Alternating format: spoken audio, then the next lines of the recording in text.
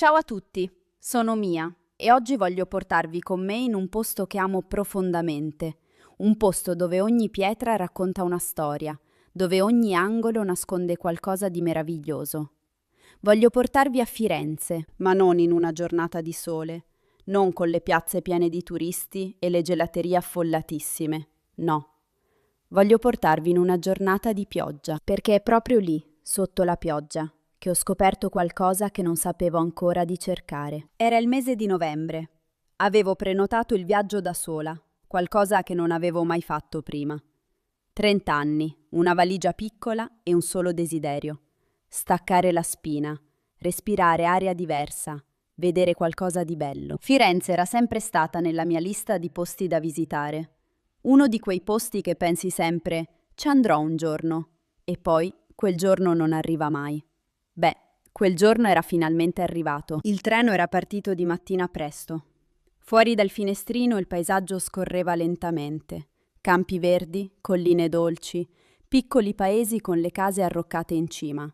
Era bellissimo. Mi sentivo leggera, felice, libera, in un modo che è difficile spiegare a parole. Quando sono arrivata alla stazione di Santa Maria Novella, il cielo era già grigio. Non ancora pioggia, ma quella luce pesante, un po' opaca, che ti dice chiaramente che l'acqua sta arrivando.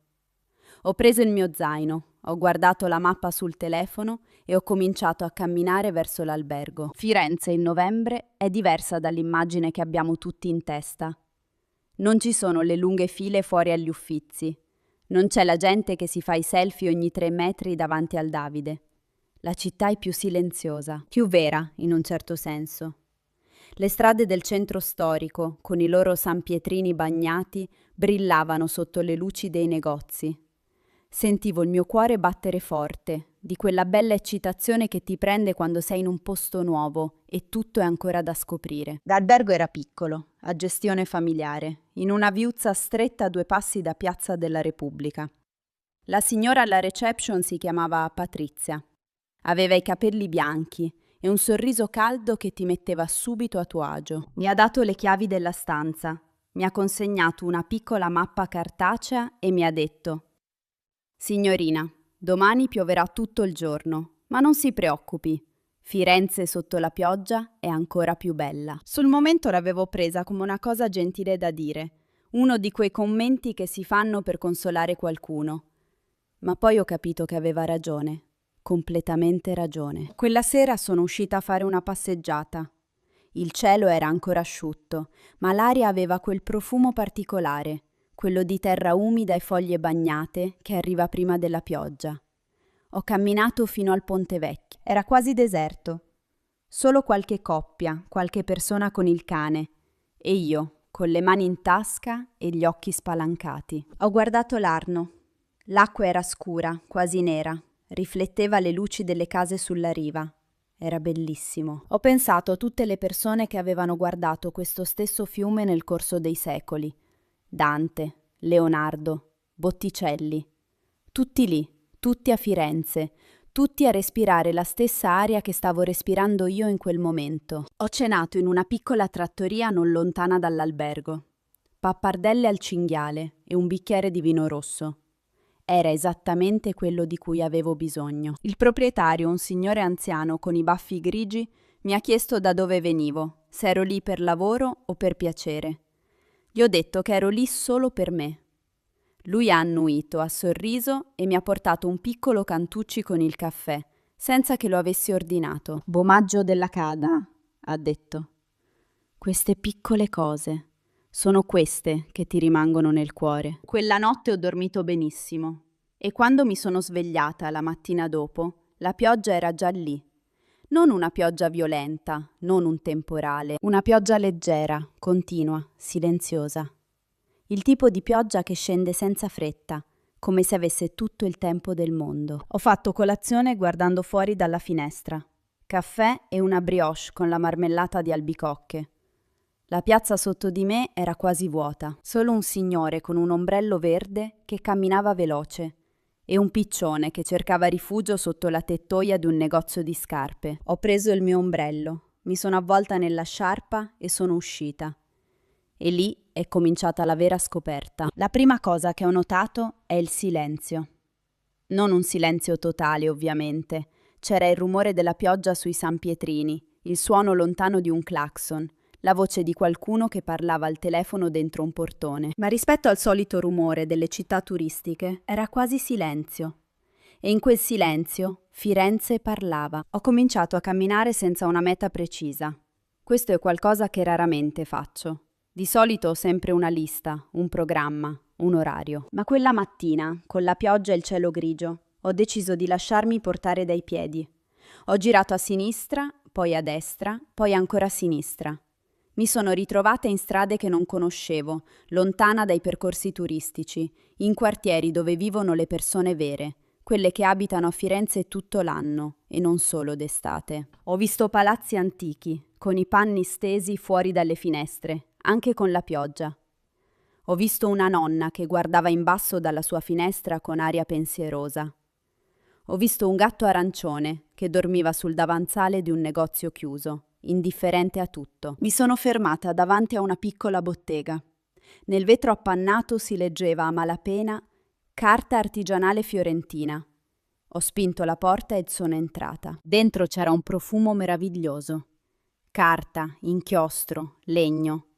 Un profumo antico che ti riportava indietro nel tempo senza che tu te ne rendessi conto. Dietro il bancone c'era una donna sulla cinquantina, con gli occhiali da vista e le dita macchiate di inchiostro blu. Si chiamava Elena, l'ho scoperto dopo. Mi ha sorriso e mi ha detto: «Si ripari un po' dalla pioggia, prego». Ho cominciato a guardarmi intorno. Quaderni rilegati a mano, agende con copertine marmorizzate, buste da lettera color avorio, segnalibri decorati, inchiostri colorati in piccoli vasetti di vetro. Era come essere entrate in un altro secolo, in un posto dove il tempo scorreva più lentamente e le cose erano ancora fatte con cura, con pazienza, con amore. Elena mi ha spiegato che la bottega esisteva da 40 anni, che sua madre l'aveva aperta prima di lei e che lei aveva imparato il mestiere da bambina, guardando le mani di sua madre lavorare la carta. «Non è solo un lavoro», mi ha detto. «È una tradizione, una storia. Se non la portiamo avanti noi, chi la porta avanti?» Ho comprato un piccolo quaderno con la copertina marmorizzata di colori verde e oro. Non perché ne avessi bisogno, ma perché volevo portare a casa un pezzo di quella bottega, un pezzo di quella storia. E poi Elena mi ha detto una cosa che non mi aspettavo. Mi ha detto: «Sa cosa mi piace della pioggia? Che porta dentro le persone giuste. I turisti con il sole vanno a fare le foto alle solite cose. Con la pioggia entrano qui. E allora possiamo parlare davvero». Sono rimasta in quella bottega quasi un'ora. Abbiamo parlato di Firenze, di come la città è cambiata negli anni, di quanto sia difficile mantenere vive le tradizioni artigianali quando tutto sembra andare così in fretta.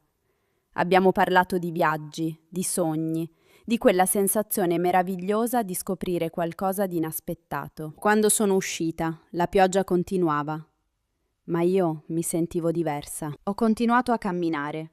Mi sono ritrovata davanti alla Basilica di Santa Croce.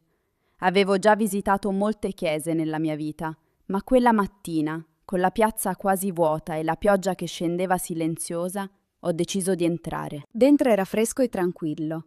La luce filtrava dalle alte finestre in modo strano, quasi magico, come se la pioggia all'esterno rendesse la luce all'interno più morbida, più gentile. Ho camminato lentamente tra le navate, guardando le tombe, le cappelle, i monumenti. Santa Croce è il posto dove sono sepolti Michelangelo, Galileo, Machiavelli, Foscolo, grandi menti italiane, grandi storie. Mi sono fermata davanti alla tomba di Michelangelo. È una scultura bella e solenne. Ho pensato a quest'uomo straordinario, alla sua vita piena di lavoro, di creazione, di bellezza. Ho pensato al David, al soffitto della Cappella Sistina, alla Pietà. Tutta quella bellezza nata dalle mani di un solo uomo. E poi ho pensato a Elena, nella sua bottega, con le sue mani macchiate di inchiostro. Anche lei a suo modo creava bellezza. Anche lei portava avanti qualcosa di importante. La scala era diversa, ovviamente, ma l'amore per il proprio lavoro quello era lo stesso. Ho acceso una candela. Non sono particolarmente religiosa, ma in certi momenti senti il bisogno di fare un gesto, di lasciare qualcosa. Ho lasciato la candela e me ne sono andata, portando con me qualcosa di indefinibile ma prezioso. Nel pomeriggio la pioggia si era fatta più intensa. Ho cercato rifugio in un piccolo caffè vicino al mercato di San Lorenzo. Mi sono seduta vicino alla finestra con una tazza di cioccolata calda e ho guardato fuori. Le persone correvano con gli ombrelli. I motorini scivolavano veloci sui sanpietrini bagnati. Un venditore ambulante cercava di proteggere la sua merce con un telo di plastica. Vita ordinaria, caotica, bellissima. Ho tirato fuori il nuovo quaderno dalla borsa. Ho aperto la prima pagina bianca.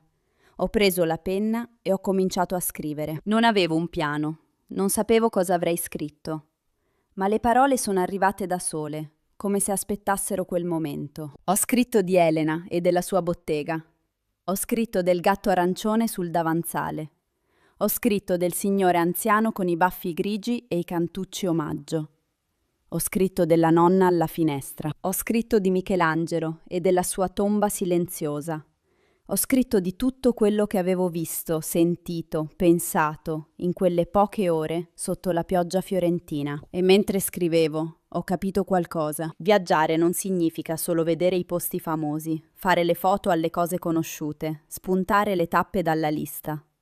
Viaggiare significa aprirsi a quello che arriva. Significa rallentare. Significa lasciare che una giornata di pioggia, che sulla carta sembra un inconveniente, diventi invece il momento più bello di tutto il viaggio. Se quel giorno avesse fatto sole, forse sarei andata agli Uffizi. Forse avrei fatto la fila. Forse avrei guardato i dipinti famosi. Forse sarei uscita soddisfatta, ma un po' stanca. Invece sono entrata in una piccola bottega di carta artigianale e ho parlato per un'ora con una donna meravigliosa che mi ha raccontato la sua vita e la sua passione.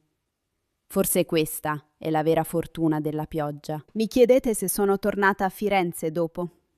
Sì, ci sono tornata 2 volte e ogni volta ho cercato quella bottega di Elena. Era sempre lì, con il suo profumo di carta e inchiostro, con il suo calore tranquillo. Ma quella prima volta, quella mattina di novembre con la pioggia leggera e il cielo grigio, rimane qualcosa di speciale, irripetibile. Quella giornata mi ha insegnato che i momenti più belli spesso non li pianifichi. Arrivano quando smetti di resistere e ti lasci portare. E questo vale non solo per i viaggi, vale per la vita in generale, no? Vi faccio una domanda. Avete mai avuto una di queste esperienze? Una giornata che sembrava storta, un piano che non andava come previsto, e poi alla fine quella giornata è diventata la più bella. Scrivetemelo nei commenti, mi piacerebbe molto leggere le vostre storie. Ognuno di noi ha un piccolo momento inaspettato nascosto nel cuore e condividerlo è sempre una cosa bella. Ascoltare storie come questa, storie normali e vere, è uno dei modi più naturali per migliorare l'italiano. Se state imparando la lingua e trovate utile questo tipo di contenuto, potete mettere un mi piace al video. Aiuta molto il canale a crescere e mi permette di continuare a creare storie come questa. Storie che spero vi portino un po' di calore e di ispirazione. E se volete essere sempre aggiornati sui nuovi episodi di Wow Podcast Italian, potete iscrivervi al canale.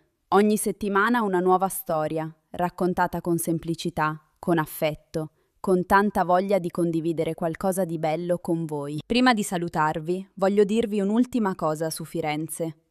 Se avete la possibilità di andarci, andate, in qualsiasi stagione, con qualsiasi tempo. Ma se ci andate sotto la pioggia, non resistete. Non correte a rifugiarvi nei musei più famosi o nei locali affollati. Camminate, guardate. Entrate in una piccola bottega che non conoscete. Parlate con chi ci lavora dentro. Ordinate un caffè in un bar senza turisti e ascoltate le conversazioni intorno a voi. Firenze vi darà molto di più di quanto vi aspettiate, ve lo prometto. È stata una bella chiacchierata oggi.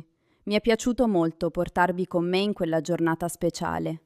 Spero che anche voi abbiate sentito un po' di quel profumo di carta e pioggia, un po' di quel silenzio gentile tra le strade di pietra. Ci sentiamo presto con una nuova storia. Prendetevi cura di voi, continuate a praticare l'italiano con curiosità e con gioia e ricordate, ogni giorno è una storia nuova da raccontare. A presto, cari ascoltatori. Buonasera.